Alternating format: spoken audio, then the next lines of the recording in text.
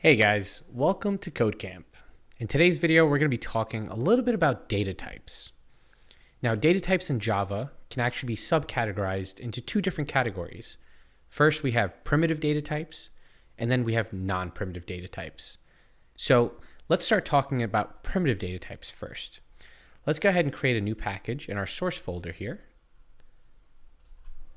Let's call it data types.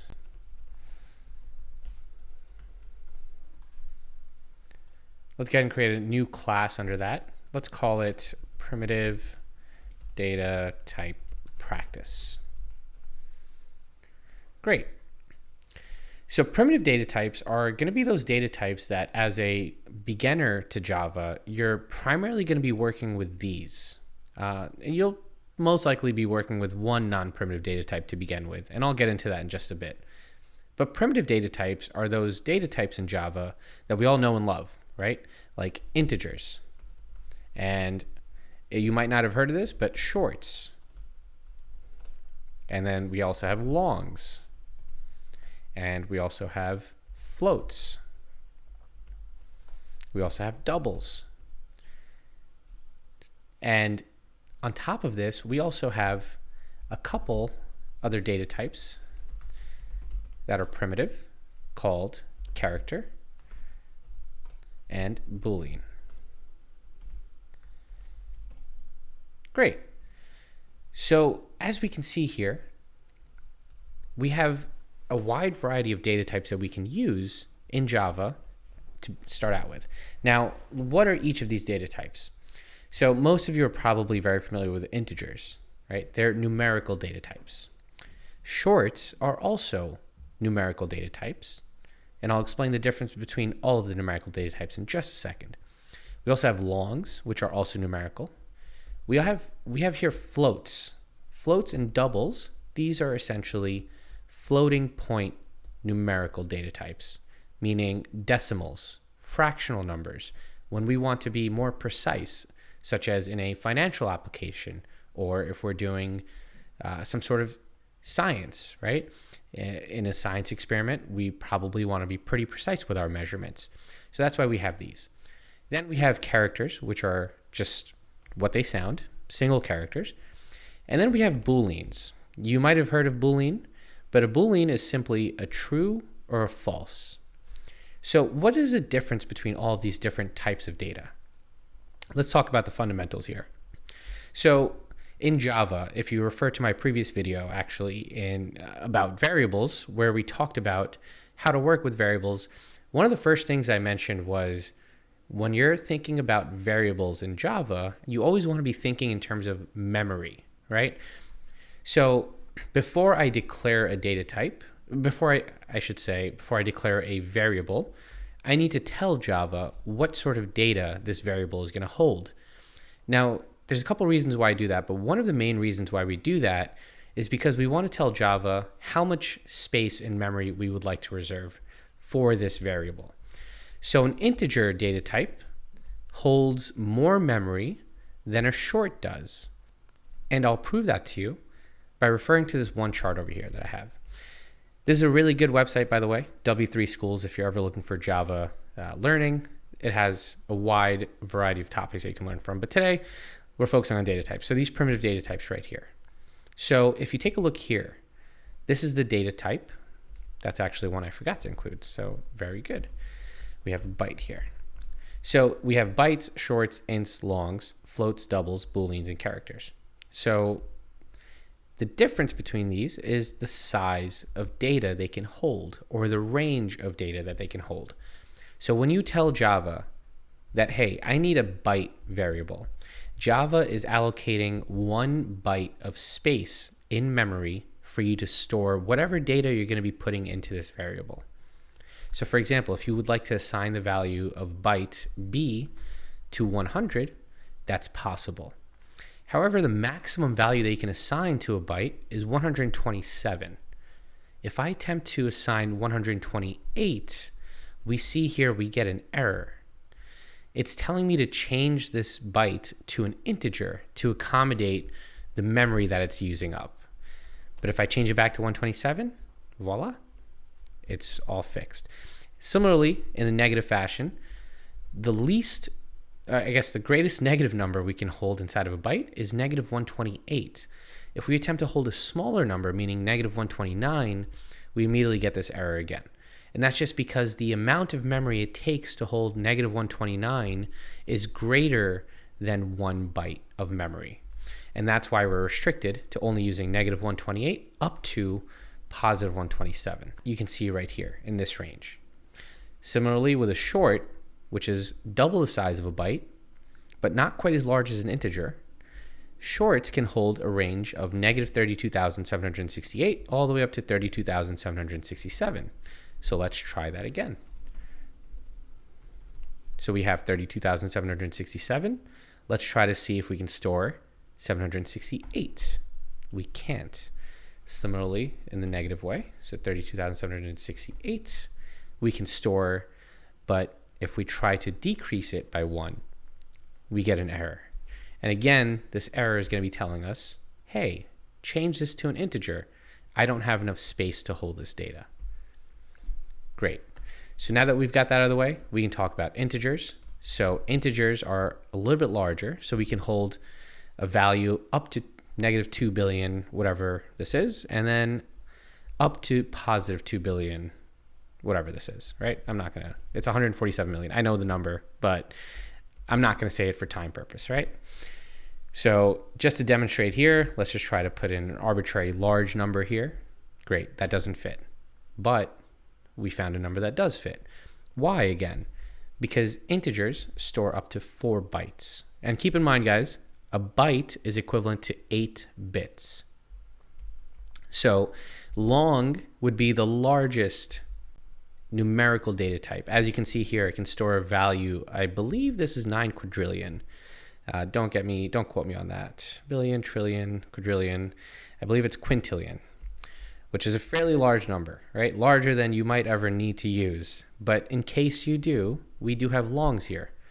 But here's a trick to using longs.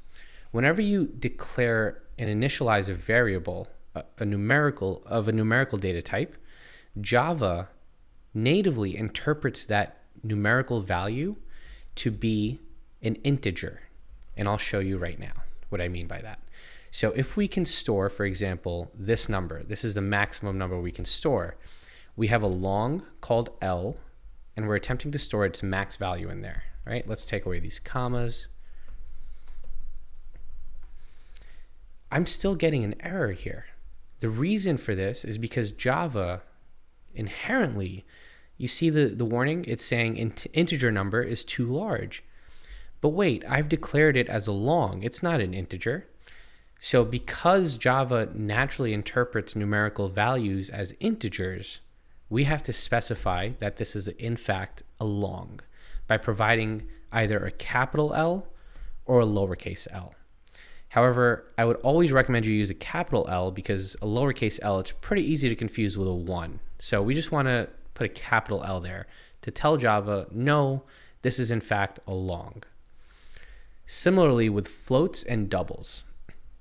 So a float is a floating point number, meaning it's a decimal or fractional number.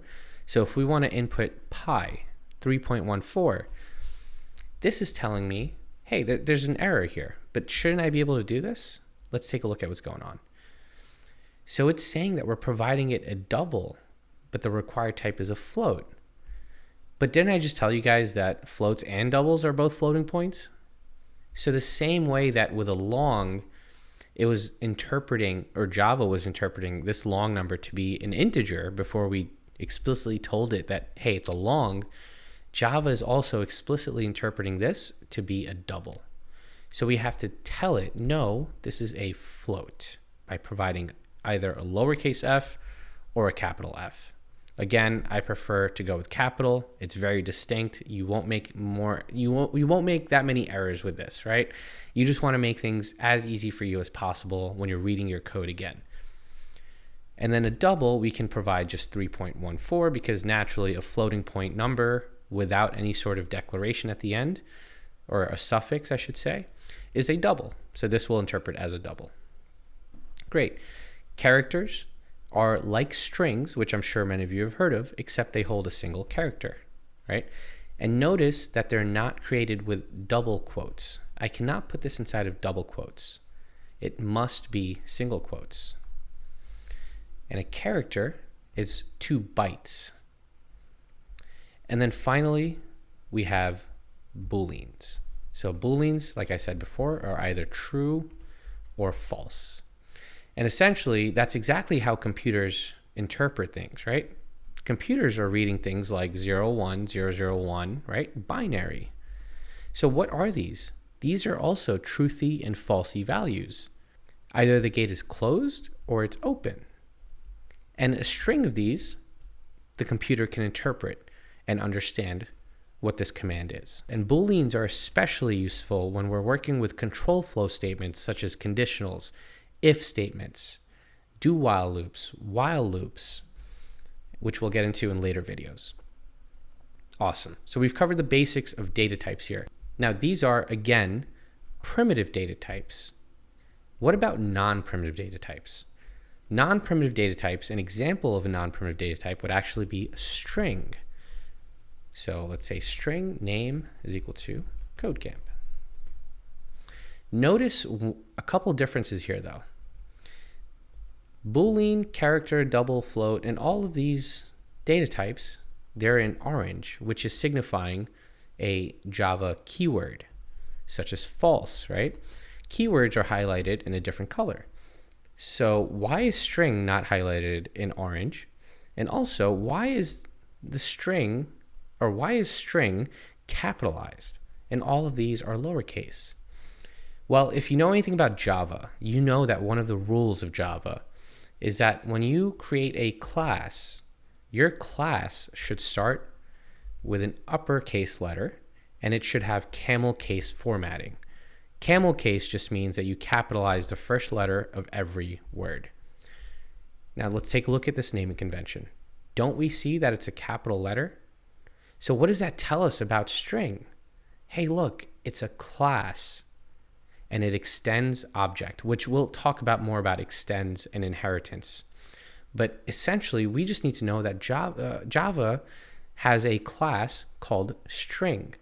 And when we create this variable is coming from this class. So that's why this is a non-primitive data type, because this is not a built-in data type, but instead, well, actually it is built-in, but it's a class. So Boolean is not a class. Character is not a class. Double is not a class. We do have what's known as wrapper classes for each of these data types, which we'll go into when we talk about data type casting.